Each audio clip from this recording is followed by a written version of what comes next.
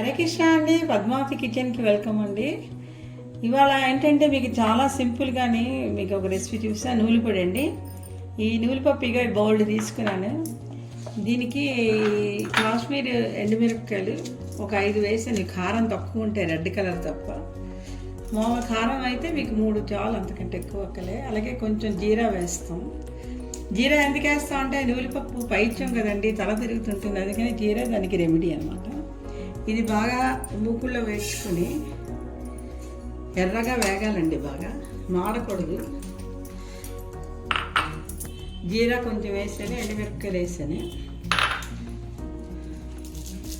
ఇవి బాగా ఎర్రగా చిటపట్లాడుతూ వేగాలి, మాడిపోకుండా కొంచెం మీడియంలో వేసుకోవాలండి. ఇదేంటండి, ఈ కలర్ వచ్చే వరకు వేయించుకోవాలి ఎర్రగా, బాగాని మాడకూడదు. ఇలా అయితే మీకు కమ్మగా రుచి బాగుంటుంది. ఇది ఒక ప్లేట్లోకి తీసేసుకుంటాం. ఉప్పు వేస్తాం, ఎక్కువ పట్టది, చప్పటది కదా. ఇంత ఉప్పు వేసి మిక్సీ విప్పర్లా తిప్పుకోవాలండి. అది అంటే లోలో, మీడియంలో, హైలో అలా తిప్పకండి, మొద్ద అయిపోతుంది. విప్పర్లో తిప్పితే మీకు విడిగా వస్తుంది. ఇక మిక్సీ జార్లో వేసుకొని పక్కాలండి. అది లో, మీడియం, హై అలా తిప్పకండి, అది ముద్ద జాబ్ అయిపోతుంది. చాలా లైట్గా ఇలా తిప్పాలి.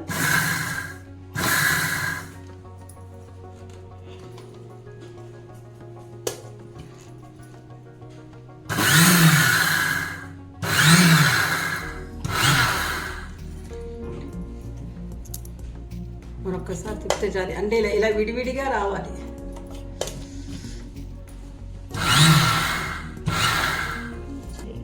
ఇంకోటండి, రెడీ అయిపోయింది, క్షణాల్లో రెడీ అయిపోయింది. అది వేదడానికి మీకు టైం పడుతుంది. దీని నిండా ఫైబర్, కాల్షియం ఉంటుంది. ఆడవాళ్ళకి చాలా మంచిది. నన్ను తింటామండి.